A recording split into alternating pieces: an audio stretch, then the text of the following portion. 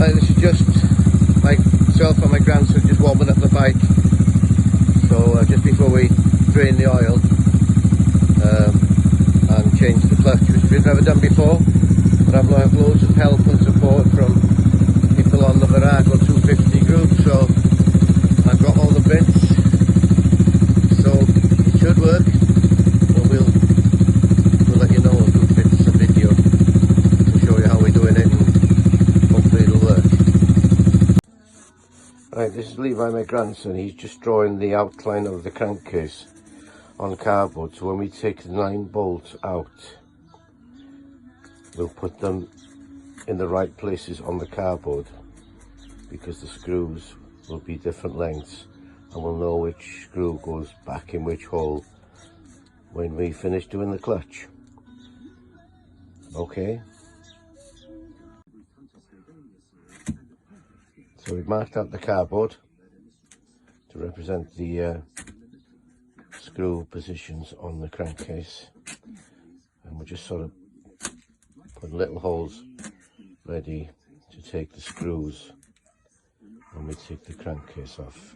What we're going to do now, we're going to put the front exhaust pipe back on, and we're going to take the bike outside and we're going to run it for 5 minutes. We're going to bring it back in, take the front exhaust off when it's cool, obviously, and the oil will be still warm, better for draining. Okay, very good. Right, we've drained the oil. We've taken the old oil filter out, which I'll do now, and then we've got the new oil filter, which we're just going to compare sizes to make sure we've got the right one, and it looks good. It looks good, so at least we've got the right oil filter. We're having a slight problem, or a bit of trouble, with the screws. Can you point to the screws around the crankcase? Because somebody's been painting over them, and I don't want to ruin the thread. We've cracked 2 or 3, but it's very difficult to stop the screwdriver ruining the thread, so we'll carry on, see how we go. But that's it for now. Oil's out, oil filter's out. Right, we managed to loosen the 9 or so screws around the crank casing, but we've sort of nearly stripped a couple of heads. They were fucking tight. So what we're doing now is we're taking them off and putting them in the cardboard template, so we know exactly where the screws go back. And once Levi's done this, we'll be able to get the case off. So we'll go around in a sort of star shape pattern, so there's no pressure on the crankcase, and put all the bolts in the right place in the cardboard, so we know where they go back.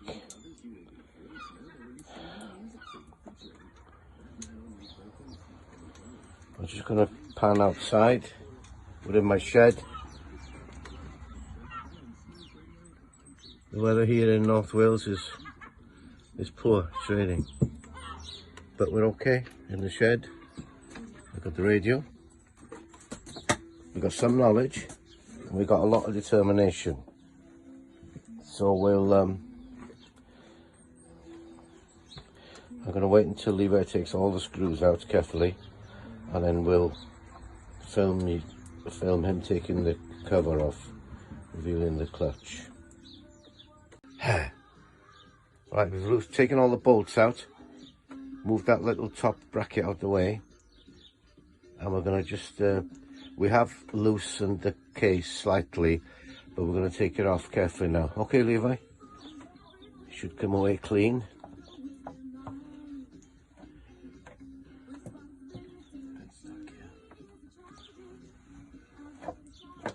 Yeah. Here it comes. Come on, baby.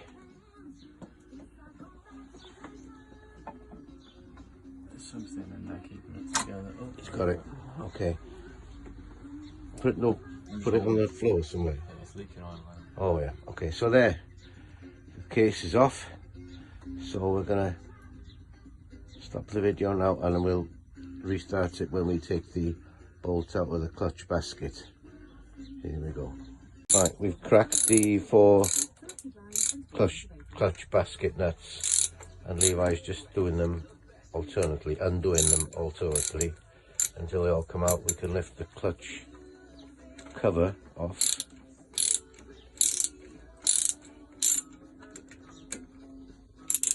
You tighten them now? No. Okay, sorry.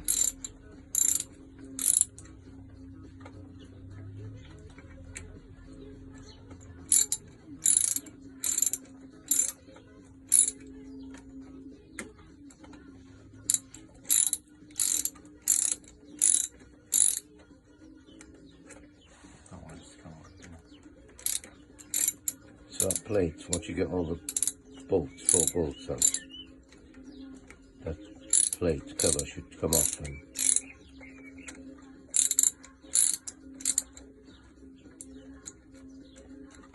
if they're finger tight, you can take them out with your fingers. No, they're not, but they're just, okay.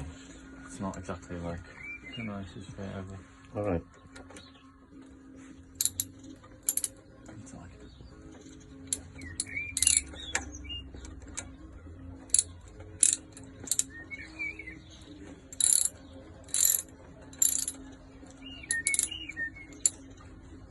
Right, we'll restart the video when the 4 bolts are out. First. Right, we're back. We've got all the 4 clutch springs out with the original bolts still in them, but the ones in the front here are new springs. So I did buy new bolts, but they're slightly shorter than the originals, so we're going to use the new springs and the original bolts and washers. Now Levi's going to pull the clutch plate away from the friction plates. well, let's bring in some of it with it. Okay. Oh, we've got half. Okay, so some of the friction plates come out and the metal plates. So we're going to keep the old ones in order, so we know how to put the new ones in.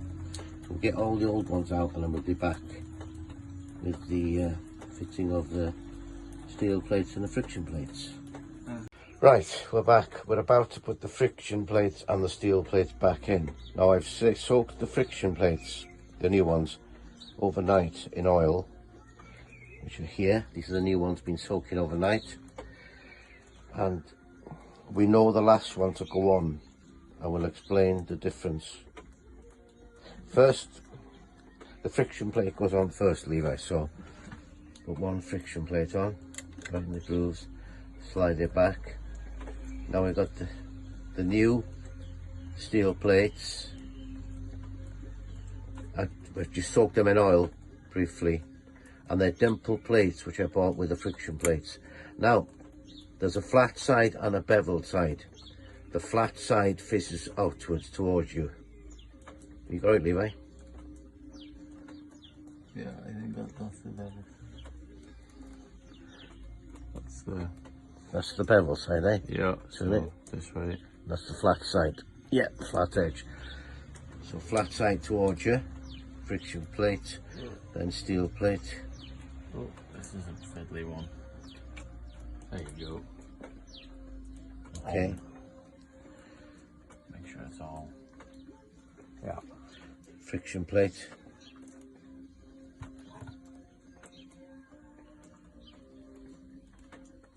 Okay. As I said, these have been soaking in oil overnight.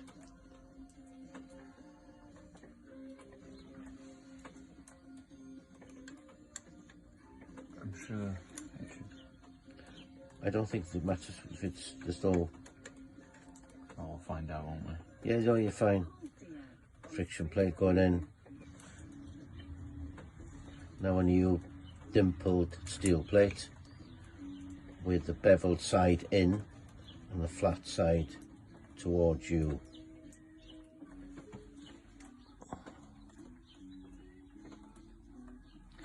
That's flat and that's beveled, okay. I'll just double check. Beveled side. flat. Yeah, that's the flat side, yeah.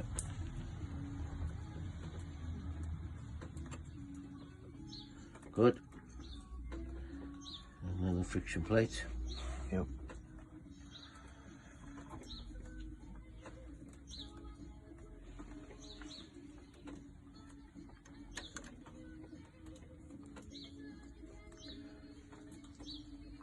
Yep. Okay, then a dimpled plate, which has been soaking in oil for a few minutes or so, but they're all covered in oil. Flat face towards you, beveled face towards the bike. Yeah, flat face.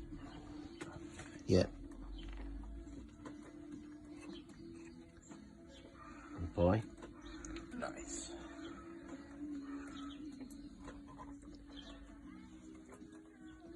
Yeah, friction plate.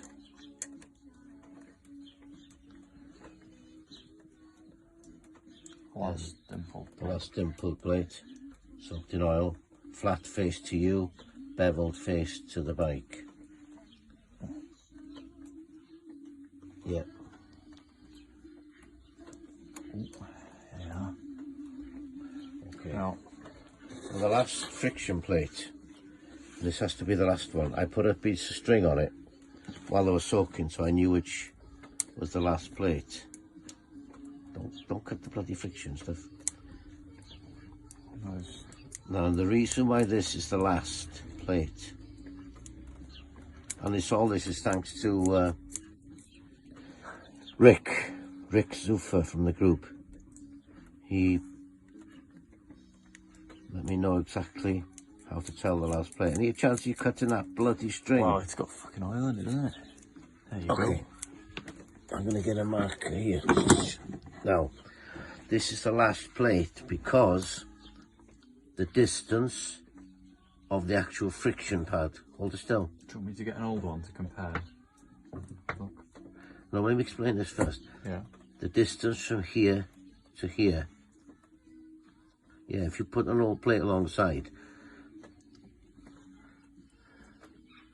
how can I say? The width of The width of the friction itself is wider on the last plate. And if you look closely, if you're changing the clutch, the set you get, the set of friction plates, one of them will have a wider friction pad than the other. This. This is an old one, but this is one of the inner ones, so that's the last plate to go on. Okay, Levi, I think I've explained it, and that's thanks to Rick. It's the wider friction pad. So that's in there. Straight on. Okay, now. Where's my cloth? I'm going to stop now while we wipe our hands because we're covered in oil. We'll be back when we fit the plate back. Now we're back again, so we've just put all the friction plates and steel plates in. We've just fitted the clutch plate back and we're starting to screw the 4 bolts in with new springs, and we're using a torque wrench and they're going to be torqued to 8 Newton meters. 8 Newton meters, and he's going to do it in a crisscross pattern.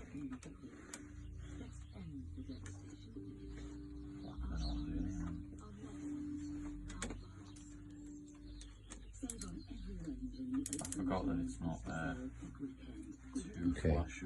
Get it all 4 in first, Leroy, please. So new springs. I did order new bolts, but they're slightly shorter, so I'm going to stick with the old bolts. There's nothing wrong with them.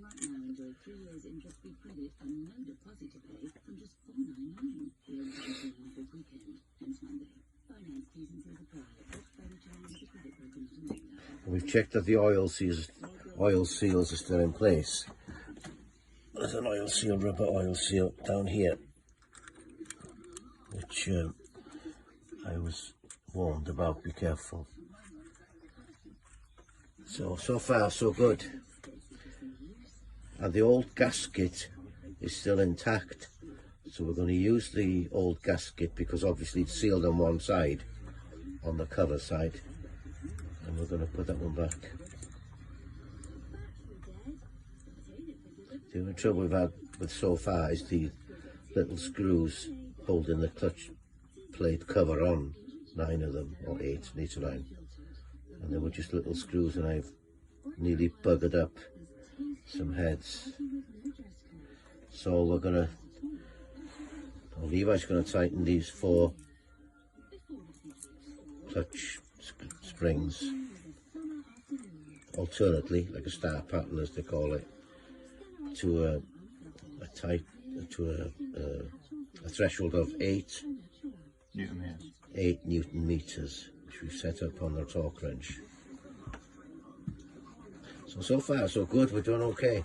Having never done it before, but it's largely thanks to the help from the Virago 250 group. And we will attempt, I'm not sure it's going to work. We'll, if you're watching this video, then you'll know it's worked. And the only other thing we have to sort of sort out is any clutch play we need to adjust.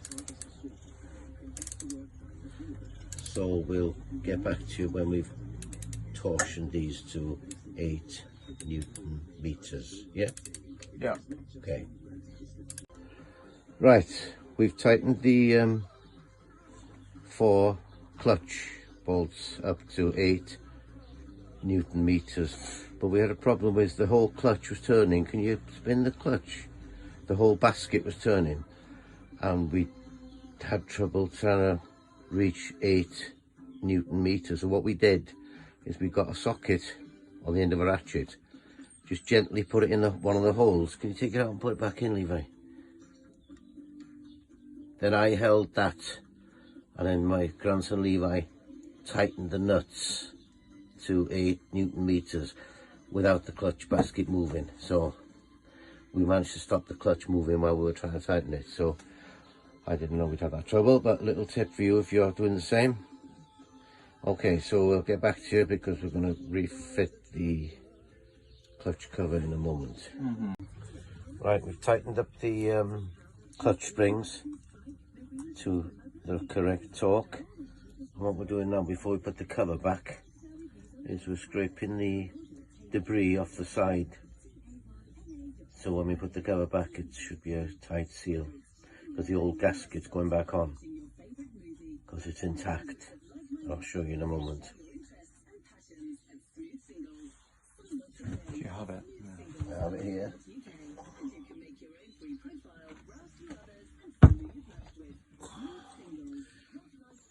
This is the old gasket, perfectly intact and obviously sealed one side.